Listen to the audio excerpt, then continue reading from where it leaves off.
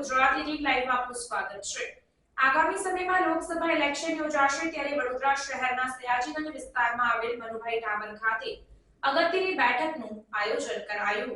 આગામી સમયમાં લોકસભા ઇલેક્શન યોજવામાં આવી રહ્યો છે ત્યારે વડોદરા શહેરના સયાજીગંજ વિસ્તારમાં આવેલ મનુભાઈ ટાવર ખાતે અગત્યની બેઠકનું આયોજન કરવામાં આવ્યું હતું, જેમાં ખાસ ઉપસ્થિતિમાં ક્લસ્ટર પ્રભારી પ્રદીપસિંહ જાડેજા તથા પ્રદેશ ઉપાધ્યક્ષ ગોરધનભાઈ ઝડફિયા, મેયર પિંકીબેન સોની તથા ભારતીય જનતા પાર્ટી પ્રમુખ doctor Vijay Shah, deputy mayor Chirag Barot તથા ધારાસભ્ય ચૈતન્ય દેસાઈ, કેયુરભાઈ રોકડિયા તથા કાઉન્સિલર વડોદરા જિલ્લાના ભાજપના પ્રમુખ સતીશભાઈ નિશાળિયા સહિતના હોદ્દેદારો પદાધિકારીઓની ઉપસ્થિતિમાં આ બેઠક યોજાઈ હતી। બેઠકની શરૂઆત દીપ પ્રાગટ્ય કરીને કરવામાં આવી, જેમાં મોટી સંખ્યામાં બીજેપીના કાર્યકર્તાઓ ઉપસ્થિત રહ્યા હતા। આગામી 2024ની સમગ્ર દેશમાં યોજાનારી લોકસભા ચૂંટણીમાં વડોદરા સંસદીય મતક્ષેત્રના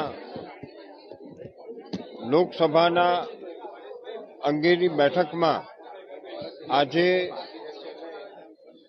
મધ્ય ઝોનના આપણા ઇન્ચાર્જ ગોરધનભાઈ ઝડફિયા, આ સીટના પ્રભારી ભરતસિંહભાઈ પરમાર, આ સીટના સંયોજક ભરતભાઈ શાહ તેમજ વડોદરા શહેર અને વડોદરા જિલ્લાના મુખ્ય કાર્યકર્તાઓની વચ્ચે ફિર એક બાર મોદી સરકાર ગુજરાતમાં 26 સીટ ભારતીય જનતા પાર્ટીની 5 લાખ કરતા વધારે પ્રચંડ વિજય બને એ માટેના આયોજન કરવા માટે આજે અહીંયા બધા એકત્રિત થયા છીએ અને આ ચૂંટણીમાં માત્ર 26માંથી 26 નથી મેળવવાના, પરંતુ ભારત એ મોદી સાહેબના નેતૃત્વ હેઠળ વિશ્વની ત્રીજી મહાસત્તા બનવા જઈ રહી છે।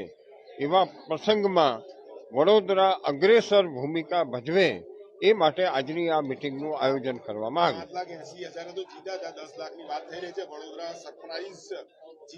વડોદરામાં પ્રચંડ અને ભવ્ય વિજય મોદી સાહેબના નેતૃત્વ હેઠળ મળવાનો।